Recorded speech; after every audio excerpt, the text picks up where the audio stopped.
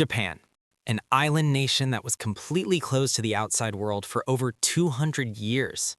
No foreign trade, no foreign influence, no foreign food. And when it finally opened, it didn't just borrow from the world, it took everything it touched and made it Japanese. So thoroughly, so perfectly, that today, ramen is considered a Japanese dish. Curry is considered a Japanese dish.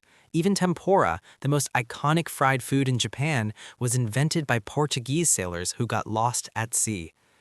Japan doesn't just cook food, it perfects it, obsesses over it, elevates it into art. There are more Michelin-starred restaurants in Tokyo than in Paris, New York, and London combined. This is every Japanese dish explained. Sushi, 2,000 years and one bite. Sushi, the most recognized food on Earth. 2 billion monthly searches, restaurants on every continent, and yet almost nobody knows where it actually came from. It did not begin in Japan. Over 2,000 years ago, farmers along the Mekong River in southern China invented nare-sushi, salted fish packed tightly into barrels of rice to ferment for months. The rice was purely functional, a preservation tool. When the fish was eaten, the rice was thrown away. The practice spread slowly across Asia and eventually reached Japan in the 8th century. Japanese cooks made a crucial change. They started eating the rice too. Over centuries, they refined fermentation into vinegared rice, shortening the process from months to minutes. By the 19th century, a Tokyo chef named Hanaya Yohei invented nigiri, the version we know today, a small, hand-pressed mound of vinegared rice topped with a single slice of raw fish. Fresh, fast, sold from street stalls to Tokyo's hungry crowds. Then, in 1923, the Great Kanto earthquake destroyed Tokyo. Thousands of Japanese chefs lost their shops and scattered across Japan, carrying nigiri with them to every corner of the country. A disaster accidentally became a distribution network. Today, sushi is a religion. The rice must be body temperature, never cold. The fish must be sliced at a precise angle. The wasabi hidden between rice and fish, never on top. Japan has sushi chefs who train for a decade before they are permitted to touch the rice. Ramen. Born from disaster, loved by billions. Ramen, Japan's national obsession. There are ramen museums in Japan, ramen stadiums, ramen vending machines at 3 a.m. And yet, ramen is not Japanese. The noodles came from China. Chinese traders brought wheat noodles to Yokohama in the 1880s. The first ramen shop opened in Tokyo in 1910. For decades, it was considered cheap foreign food. Then came World War II. Japan was devastated. Rice harvests failed. America flooded the black market with cheap wheat flour to solve the food crisis. Overnight, wheat noodles became the survival food of an entire nation. Ramen went from foreign curiosity to national necessity. Then, in 1958, a man named Momofuku Ando had a revelation. He dried ramen noodles, pre-seasoned them, and packaged them in a brick. Instant ramen was born. Today, 100 billion servings of instant ramen are consumed globally every year. It is the most eaten manufactured food product in human history, and it was invented by one Japanese man in his backyard shed trying to feed a hungry country. Real ramen, however, is anything but instant. The broth, the soul of the bowl, simmers for 12 to 18 hours. Tonkotsu from Kyushu, milky white, impossibly rich, made from pork bones boiled so long they release their collagen into a thick, creamy, unctuous broth that coats your lips. Shoyu from Tokyo, clear, amber brown, deeply savory with soy sauce and chicken. Miso from Hokkaido, dense, fermented, warming, perfect for the frozen northern winters. Shio, salt-based, clean and delicate, the oldest and rarest style. On top, chashu pork braised for hours until it barely holds its shape, a soft-boiled egg marinated in soy until the white is golden brown and the yolk is jammy, orange, and trembling. Bamboo shoots, nori, a drizzle of sesame oil, scallions. One bowl, a country's entire history inside it. Tempura, the dish arrived by accident. Tempura, shatteringly crisp, paper-thin batter. Inside, juicy prawn, sweet pumpkin, silky eggplant, the most elegant fried food ever made. And it was invented by the Portuguese. In 1543, 3 Portuguese sailors on their way to Macau were blown off course by a typhoon.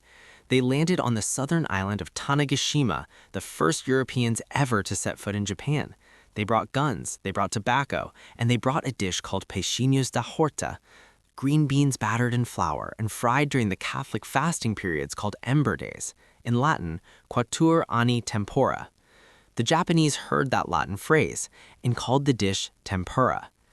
Japanese chefs took the concept, stripped away everything heavy, and rebuilt it from scratch. The batter became ice-cold water and barely mixed flour, deliberately lumpy, creating an airy, almost transparent coating that shatters on contact. The oil was changed to sesame. The ingredients became whatever was most beautiful and seasonal. Tempura became so popular in Edo period Tokyo that serving it indoors was banned. The hot oil was a fire hazard in buildings made of paper and wood. It was street food, eaten on skewers, standing at stalls, still crackling from the fryer. The Portuguese were banished from Japan in 1639. Their dish stayed forever. Wagyu. For over 1,000 years, Buddhism forbade the eating of meat in Japan. Cattle were working animals, never food. Then, in 1868, the Meiji Restoration opened Japan to the West, and the emperor publicly ate beef for the first time. The nation's diet transformed overnight. Japanese farmers took native cattle breeds, isolated for centuries with no crossbreeding, and began the most meticulous livestock program in the world. The cattle are raised on specific diets in specific regions under specific conditions. The result is Wagyu, beef so thoroughly marbled with fat that the flesh looks more white than red. Fat distributed in threads so fine they melt completely at body temperature, coating the mouth in a rich, almost buttery warmth that fades slowly. A single Wagyu ribeye can cost $200. The top grade, A5, is considered by many chefs the finest beef on earth. The soups and stews, Japan's daily warmth. Japan does not eat without soup. Miso soup. The most consumed food in Japan. 3/4 of the Japanese population drink it at least once a day. It has been eaten since the 7th century when Chinese Buddhist monks brought fermented soybean paste, miso, to Japan. Earthy, deeply savory, warm, tasting of the sea and the soil at once. A cube of soft tofu, a few strands of wakame seaweed, 3 slices of mushroom. Simple as breathing, essential as rice.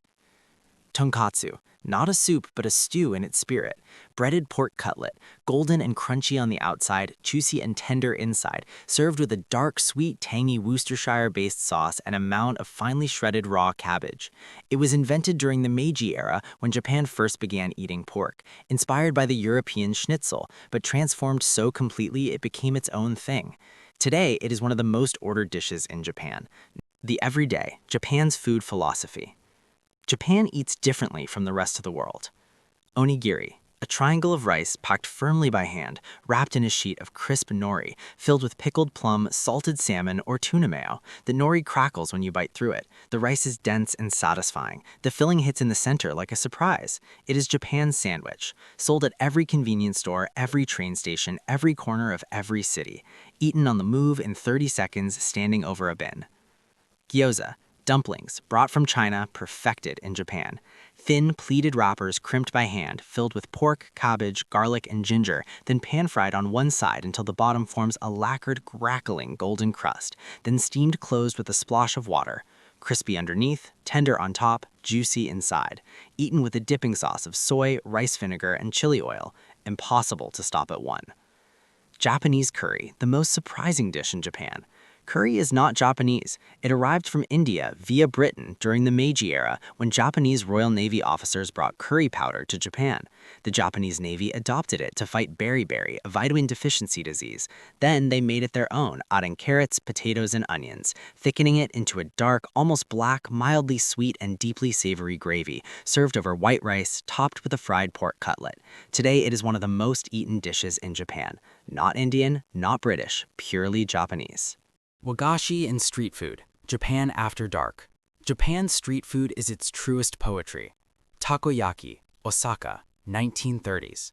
A street vendor invents a cast iron pan with hemispherical molds. He fills each mold with batter, drops in a piece of octopus, and flips each ball with a skewer as it cooks, rotating it until perfectly round, golden on all sides, crispy outside, and molten inside. Topped with bonito flakes that wave in the heat like tiny orange flames, drizzled with takoyaki sauce and mayo. The most technical street food in the world, made in 90 seconds. Mochi, Japan's oldest sweet. Rice pounded until completely smooth, stretchy and elastic, chewy as chewing gum, soft as cloud. Formed into small rounds and filled with sweet red bean paste, ice cream, or left plain. Eaten at New Year, at festivals, and tea ceremonies. The pounding of mochi, mochitsuki, is a ritual performed every December 31st across Japan. Two people take turns with a wooden mallet striking the steaming rice in a large stone mortar in perfect alternating rhythm. One strike off tempo and someone loses a hand. A dangerous, ancient, beautiful tradition. Matcha. Not just a drink, a philosophy. Ground green tea, vivid as fresh grass, intensely bitter, deeply vegetal, whisked into hot water until foamy and bright.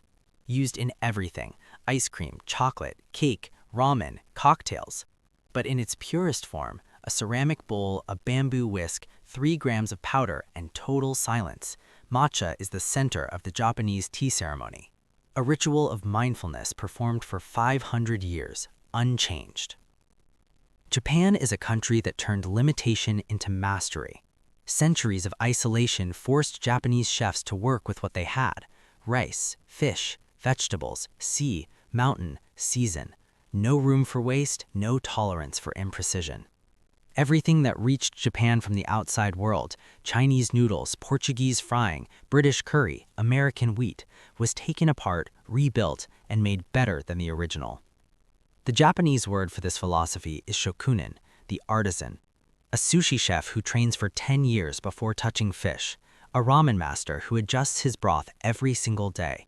A tempura cook who keeps his batter ice cold and mixes it for exactly 4 seconds. In Japan, cooking is not a job. It is a lifelong devotion.